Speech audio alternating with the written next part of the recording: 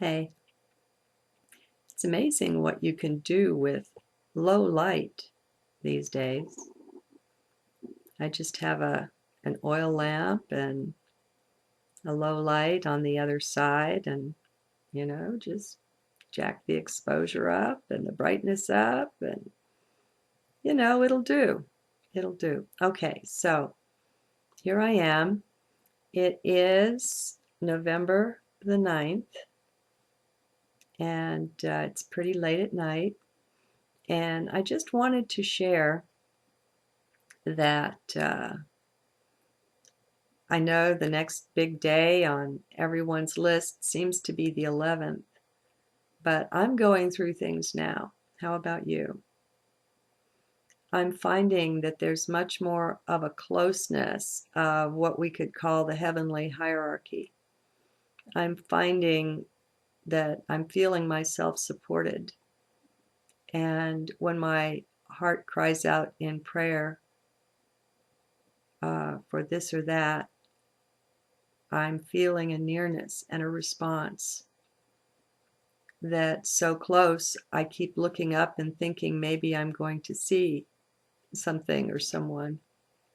Now, that's overstating it a wee bit, but the thought has crossed my mind. I'm also, kind of seeming to see things out of the corner of the eye. You know how that goes. So, what I'm saying is that I'm experiencing changes happening now, all this week. And more, it's time to jointly remind ourselves we are one. There's no such thing as a person. And if that doesn't make sense, go listen to 10 or 12 hours of Muji or Eckhart or somebody. Um, the individual is largely a myth that we've been mass hypnotized into believing in. And I'm not saying you don't exist with any kind of individuality. I'm saying we believe a whole bunch of lies around the whole concept of what's an individual. Who am I is the very best thing to ponder, the best self-inquiry for meditation. And it's good to have a guide. I also like Papa G very, very much. I've given my heart to him. He's very close to me. Nisargadatta is excellent. His book, I Am That, is free on my scribed website. I have a collection there called Favorites and Fun. And his book, I think it's toward the bottom of the first or the second page. I don't remember right now. But you can pick any one of the very short chapters in I Am That and really be brought in an instant back to center. The words of a master just do that. And so, let us all sup and partake of those words by whomever they're spoken. They're spoken by spirit. And so let's bathe in that, most especially for the next several days. We're getting a light adjustment. I know it now. It's already incoming, and the fact that it's casting its shadow ahead of itself before the day even dawns indicates to me it's pretty intense. I'm not saying we're all going to ascend on the 11th. I hope nobody expects that. Expectations are really not a good thing. They're not a friend to you. Expectations just get in the way because they pull you out of your now. And every gift that you'll ever get is present for you here and now. But you have to be in the now. And if you're not present there, then you're not totally tuned in, tapped in. And that might interfere a wee bit with your reception of what's available. So, just consider, do what you can to erase and eliminate the concept of expectation. And I know that's a tall order, but it's a mind thing. And it's just not friendly, especially when your expectations are disappointed. But even when they're fulfilled, you weren't fully present in the lead up to them. And anything whatsoever that takes you out of the now is not your friend. I don't care what it is. Now is where we want to be. And as I say this, the joint meaning is heart. That's what I mean when I say be in heart, is be so precisely in the here and in the now. Be at the nexus of the cross where they meet. That's the spot. That's the sacred spot. And I think the dark ones put the bloody, tortured body of the Christ on that cross just to get us to turn away from it. It's such a sacred symbol. And it leads us home. It leads us into the now, into that heart space. And that's a really intriguing way to do that. All right, what am I here for? I did want to share that I'm feeling the energy adjustments. And I know this is not just for me. See, once upon a time, before we were all able to get together like this on the internet, I mean, our viewing might be time shifted. We might not be watching the lecture when it's live. We might all be watching it at different times, but we also have phony ideas around time. All time is concurrent. It's simultaneous, as if it's some great big blanket. Imagine just the most beautiful quilt that you can, and it's got all these little squares that it's composed and comprised of all over the place, and it seems infinite, it seems to go in all directions.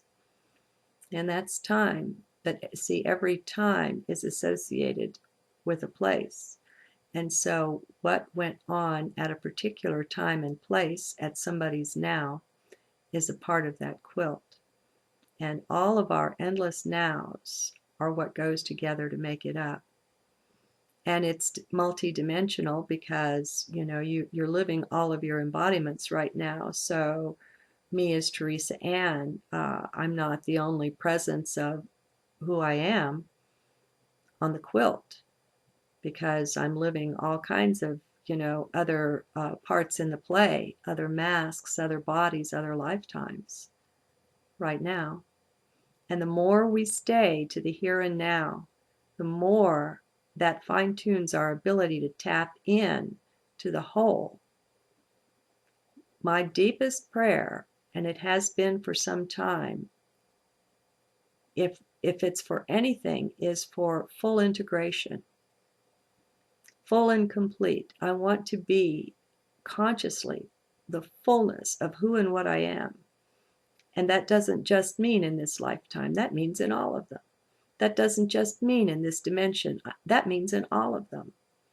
In every way, shape, and form. That is my constant plea, my constant demand and request. I'll come at it from any direction possible. Integration. I'm calling for integration and balance. And it just makes sense to stay on the cross for that. Be fully where you are, when you are. And just hush, to the extent that we can be silent, says she, spouting all these words, to the extent that we can be silent, we can better perceive, because the emptiness is the fullness. You see, when we empty out like this, to be in the here and now is to empty out. You empty yourself of the past. There it goes. You empty yourself of the future. You empty yourself of expectation, of regret, of thoughts, really, of any and every kind. And you just become here. And to do that, you're empty. All images that would float through the mind would be of the past. You wouldn't have it as an image if it wasn't something you had perceived before. So no images, no thoughts, no nothing, just being. It's very pleasant. For the most part. I mean, this isn't so available to me when the body's in pain, which it is often enough. And so, you deal with that. You take the meds, you lay down, you do whatever you have to do. But this is still there. And there's no suffering in that. It just changes everything. The more time we spend on this cross, poised precisely at the point in the center, the easier our life gets. See, they wanted us to think it was tortured and bloody and crucified to be on the cross. It's not. It's divine bliss. I mean, quietly, softly. There's different connotations for that word bliss, but it's very pleasant. There's a lovely feeling or sensation that goes with it. And so when you're sufficiently empty to be perceiving that, you've kind of let go of 3D in a way, or dived totally into it. There's a zillion perspectives on this thing. Okay, and whichever one your heart leads you to, that one is best. Don't use someone else's, use your own. Your inner self is teaching and tutoring you right now. But to hear it, you need to be on the cross point of the vertical and horizontal beam.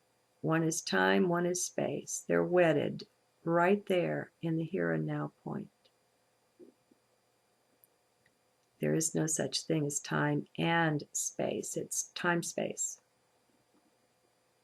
They're inseparably wedded. They just are. And it's a physics thing. We'll get around to uncovering everything around this later. But right now, just know it's a physics thing. Time and space are inseparably woven together. They're different ways of viewing the same thing, just like sight and hearing are the same. Just like if you sing a note, that produces a color if you have the right instrumentation to see it. And each note is a different color. And so you've got sight and sound inextricably linked. And it's an illusion that what you see and what you hear is different or separate. Everything that separates out is illusory. You can't tear time apart from space, nor sight apart from hearing. Okay, so when you're at the emptiness point, at the now point, that's when you contain the whole. And you can be conscious of it. You can be aware of it.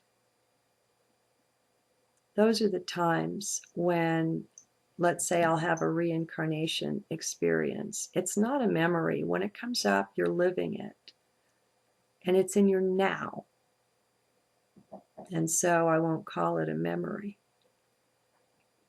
Those are the times when I can best and most effectively make my prayer for integration. I've said it before, but I'm in this space now, so I'll share it again. And it's how I dedicate my morning and my night. So, Almighty God, higher self, beloved source, I dedicate, consecrate, and offer this night this life, this all unto you. Every thought, word, deed, feeling, emotion, body, mind, soul, spirit, all that I am, across time, space, dimension, densities, incarnations. Take it and me, and make us thine and thee in full, conscious, integrated awareness. Now that's just something that years ago rose up out of my heart, and over the years it's altered and changed. It was much simpler to start with, and over time things would get added. Your heart speaks to you this way too. Maybe write it down sometime. There's power in the words of the heart, in the words that arise from there. There's great power in them. And it might not totally manifest itself at first. Chances are good that's because of the interference of mind. Mind is judging that, trying to find the worth in it. And mind is incapable of discerning gifts from heart. So anyway, I wanted to share with you that the gift is already coming and you can tune into it. Now, lately we've been talking about tears, lots of tears. Lots of us are crying.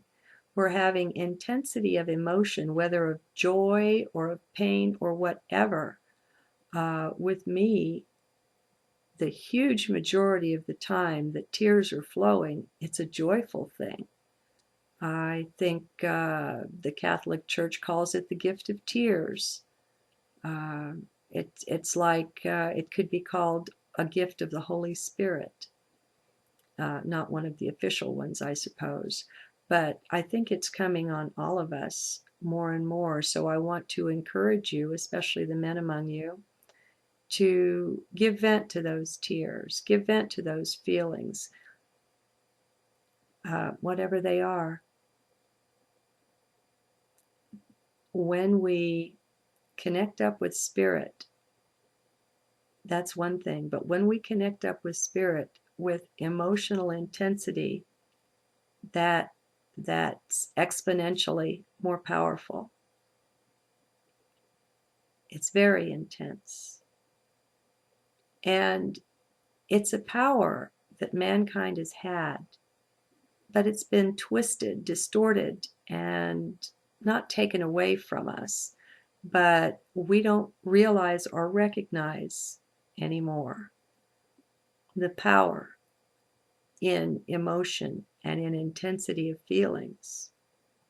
When the tears flow, especially, if you're crying when you're in prayer, you are blessed. And you're linking up in a most powerful way, and things are accessible to you in that state that are not otherwise. And don't look to me to understand this. I just know it to be so.